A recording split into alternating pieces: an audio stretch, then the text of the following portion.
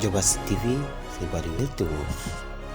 di leen abonné ci Diobass TV xibaar yu wér te wóor. projet yu am solo la benn projet bi fi jëkk benn centre sportif lañu war a def boo xam ni dafay ëmb ay stade dina ëmbaale tamit hôtel ñaari hôtel yi 5 étoiles dina ëmbaale tamit fu xale yi centre de formation pour sport bi mun daal ëmb na lu baree bari loo xam ni neexut a lim.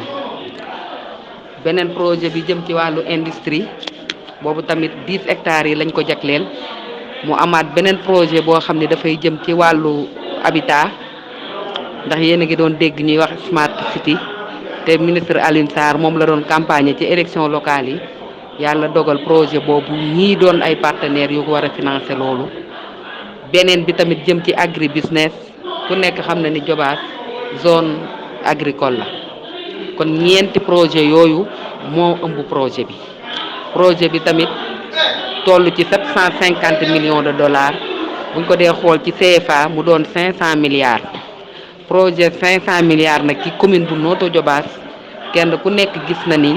wax dëgg yàlla rëy na rafet na ca baax na liñ ci war a def it dina créer emploi dinañ fi tabax centre de santé dinañu tabax construire ay classe salle de classe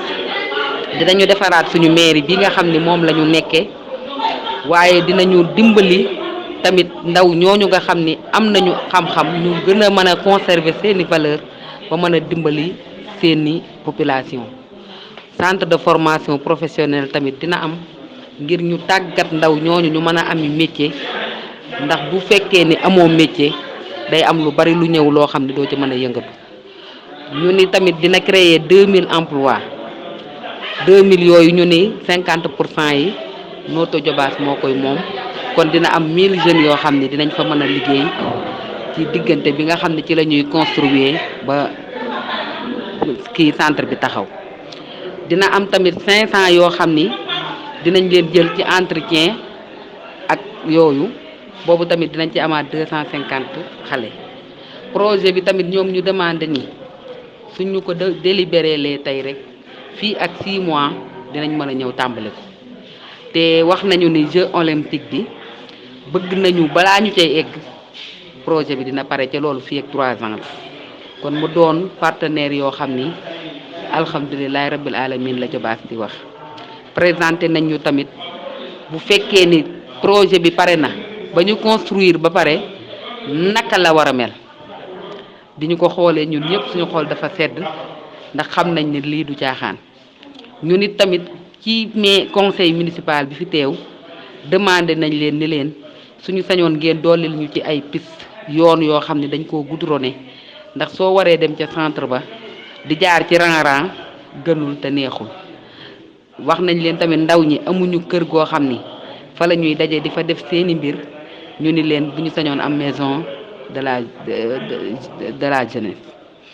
am tamit maison de la femme ndax jigéen ñi tamit amuñu fenn foo xam ni seen kër la ñoom ñoo ko moomal seen bopp.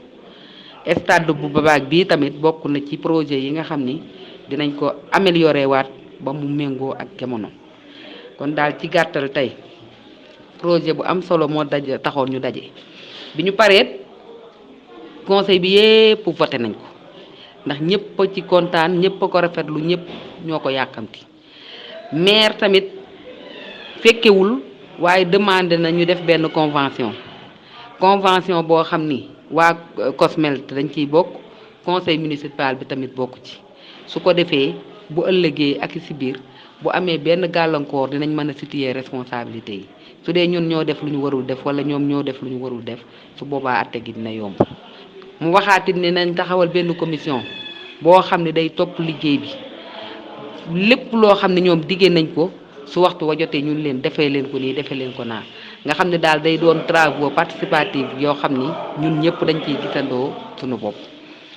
waxaat na tamit ni délibération bi muy suuf siñ leen war a jox dañ koy délibéré pour Notto ëllëg ak si biir su fekkee ni ñoom jëluñu ko wala defuñu li ñu war a def waxtu wa jot dinañ ko mën a nanguwaat jox ko keneen ku ko mën a liggéey. ñetti recommandation yooyu maire joxe na ko te ñun ñëpp rafetlu nañ ko ndax lii dafay tekki rek ni suufu Jobaas bi kenn pasareewu ko mais projet bii ci forêt classée bi lañ ko war a jëlee ndax ñu ngi préparer benn zone économique ci zone économique boobu ñu ngi ciy liggéey mais pareegul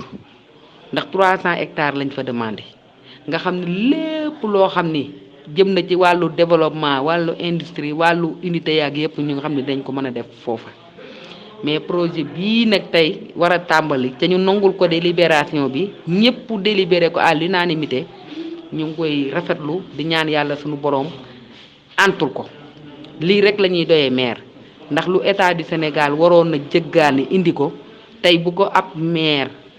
jëggaane indi ko ci commune am jàpp naa ni bu ñu ko jàppee ni ñu ko war a jàppee fii ak at yu néew Jobaas dina changer Jobaas dina mel weneen melokaan te wàllu sport dafa nekk facteur de développement kenn ku ci nekk war nga cee mën a gis sa bopp surtout ndaw ñi fi ne. te bu ñu sañ taxawaayu commune bi ci loolu la. waaw taxawaay bi ci conseil bi mën a am bi ci jiitu mooy comme li mu def tey muy délibération délibéral nañ leen suuf si ndax suuf moom dañ koo dénk moomeelu état moomeelu àddina bi yëpp la waaye dañ koo dénk conseil municipal conseil bi tamit toog nañu délibéré leen 40 hectares yi nga xam ne moom la ñu soxla liggéey yi ñu war a def it dinañ ànd ak ñoom mooy sabab commission boobu ñu war a taxawal nga xam ne dara luñ ci ump fu ñu toll bu dee première étape la ñu toll war a dem xool suuf si ñoom seen technicien di ko def ñun ñu mën a fekkee suñu demee ba ci deuxième étape nga xam ne dañoo war a commencer les travaux ñun tamit ñu bokk ca bu ñu waree recruter suñuy xale ñu recruter leen bu fekkee ni méngoo na ak xam-xam ba ñu am te ñoom ñu soxla ko ñu jël ñooña kon ñun suñu taxawaayu mairie bi mooy ànd ak moom ci bépp processus ba keroog yëf yi di taxaw ba keroog ñu ciy liggéey ndax nag ñu ngi koy wax ci biir salle bi tey li ñu bëgg mooy ñu dem ba Coupe d'Afrique wala Coupe du monde ñu di ko fi jouer su boobaa dañuy jaay 50 000 places la stade bi war a am kon 50 000 places yooyu suñ ko dee jaay billet tamit du ñàkk loo xam ne mairie bi dina ci jot wàllam kon daal ñu xam ni projet la boo xam ni ci début bi ba ci fin bi conseil municipal bi da ciy ànd dugal ci loxoom dugal ci xalaatam dugal ci jotam. te fi ñu ko war a def aussi ci zone Sanki bi la fi war a jàkkaarloog péage bi foofu nag du ay tool mën nañ wax ne forêt classée bi la dañ ko déclassé au bénéfice des populations mais n'empêche aussi population bi war nañ xam li xew population bi aussi seen taxawaay ci mbir mi. population bi dinañ kii xam ndax conseil bi fi teew tey population bi la ñu représenté te nee nañ leen. kenn ku ci nekk na nga delluwaat ca sa gox ñii ci dëkk lañ jóge ñu sensibiliser waat nit ñi ci projet bi ndax lu ñu bëgg rek ñu xëy benn bés rek gis ci télévision wala gis ñu ni lii Jobaas la xewee mais sensibilisation day am nit ñi mën a yëg projet bi xam projet bi ñu wan leen ni ñun ngeen yabal ñu demal leen ci conseil bi waaye ñoo voté ci seen place kon nag day baax ñoom ñu xam projet bi naka lay demee bu ñu xoolee tamit ci logement yi du rek ku dëkk feneen sori yaa ci gën a bénéficier wu ka ñun ñi dëkk Jobaas tey suñu defalee logement yi ba pare ku nekk Jobaas muy conseil municipal muy population Jobaas am nga sañ-sañ accéder ci logement yooyu ngir gën na laa jege ca it nag du réserver luñ ko daal ku nekk ci biti wala ku am alal mais dañoo bëgg kenn ku fi nekk rek nga mën a am kër goo dëkk yow ak sa njaboot kon su boobaa loolu ñoom population bi dinañ ci mën a gis seen bopp beneen bi ci des tey bu ñu nee dañuy liggéey ca côté Sangi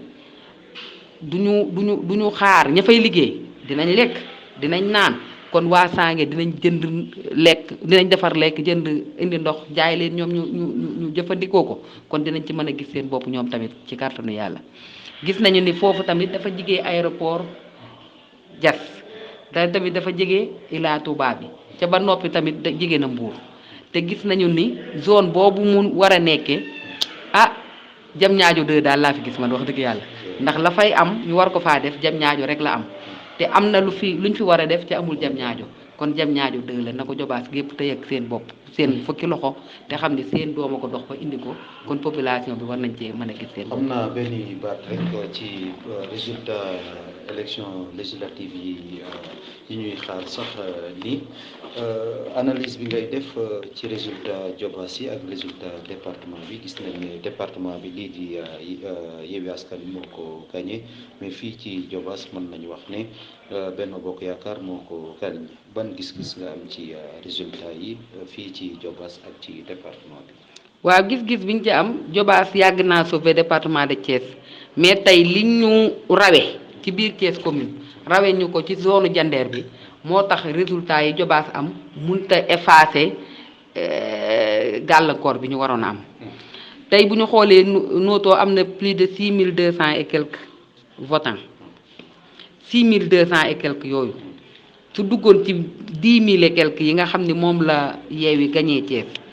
suñu góorgóorlu woon tuuti rek kon dinañ mën a gagné département de Thiès ndax ñun Noto campagne nañu sensibiliser nañu waxtaan nañu ak suñuy mbokk ñu di leen sant nag di leen gërëm ndokk ba ñu amee compréhension ni ñun de député élection législative la ñu wax élection nationale la député la ñuy wut waaye nag am nañu doomu Diobass boo xam ne mu ngi ci gouvernement du Sénégal te gouvernement du Sénégal ka fa nekk mën a indi ndox mën a indi yoon mën a indi courant mën a indi projet 500 milliards bii tey bu nit ñi am nañu gis-gisu nañ ko dooleelaat nañu ko voteelaat kon looloo tax Benno Bokk Yaakaar gagné fii ci Noto Diobass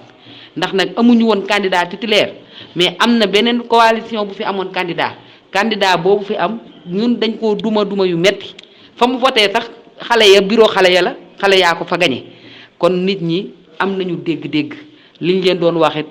gis nañ ko dégg nañ ko kon ñu ngi leen ciy sant ñu ngi leen ciy gërëm gis ngeen lii xew tey te local ya lañ ko doon campagne yàlla suñu borom dem na ba loolu doon tey naratul doon gént mais dafa nar a doon réalité leneen ak leneen li ñu doon wax yëpp nag ñu ngi ñaan yàlla mu continuer ci gouvernement kon li mu bëgg a am li mu bëgg a indi Diobass ak ni mu bëgg Diobass mel ni dinañu mel. am élection yoo xam ne nag mu ngi war a am le 4 septembre 2022 soxal nag lii di collectivité territoriale muy Haut Conseil des collectivités territoriales foofu itam yaakaar naa dafa soxal élus locaux yi Diobass mbaa dina ci gis boppam. ah waa man de jàpp naa ni élection au conseil des collectivités territoriales Diobass de war na cee gis boppam bu baax a baax ndax de saa yu méttee Diobass dinañu xare dinañu boole seen bopp dinañu àndandoo ba am ndam kuy am ndam nag ci ndam loo xam ne lu yaatoo yaatu la sooy séddale da nga ko war a sédd dëgg la de Diobass am nañu ministre de waaye Diobass tey bu dee au conseil war na koo am bu dee conseil économique social war na koo am bu dee ay DG war nañ koo am bu dee PCA war nañ koo am ndax nag ni ñu toll la commune boo xam ne plus de 23000 électeurs inscrits ñoo fa am élection bi participation bi ëpp na 14000 kon war nañoo mën a fexe ba jàppale bi waa Diobass lii di au conseil bi ñu am fa représentant ndax da ciy am solo lool ci suñu politique gu Diobass ndax nag dañoo toogoon lu yàgg te amuñu cër kon suñu demee ba cër yi di ñëw war nañu saa su nekk ñu bàyyi ñu xel ndax département de Thiès bii ñu nekk tey Noto fi ëpp score bu mu indi ci élection législative yi bu fekkoon ni ñun commune yépp def nañu ñun ni ñu def jàpp naa ne kon pertement du am ci élection législative kon daal ñu ngi xaar suñu wàll te jàpp nañ ni Noto war na cee mën a am ñu ngi nekk tamit ñu sédduñu ndax nag suñu wàll la daal wax dëgg yàlla suñu wàll la ñun waa Noto Diobass ñu ngi toog daal ak suñu nangami électeurs 23000 électeurs di xaar suñu wàll ñëw. conseil municipal bi 60 lañu 60 yooyu ñoo war a dem voté ji ci élection au conseil des collectivités territoriales le 4 septembre waaw. mais am na luy xeeñ de ba xeet bi ak seen ci yéen wala. mooy. non ma la ko tojal kay. waaw lii xeeñ na egsi waaye bu dee lu gën la kay na egsi ci ñun lii xeeñ moom mu dee neex na xeeñ na neex na egsi ak jàmm ak salaam Diobass moom ñu ngi xaar lii xeeñ moom bu neexee rek na egsi. incha allah jërëjëf madame. Diobass TV xibaar yu wér te wóor di leen abonné ci Diobass TV xibaar yu wér te wóor.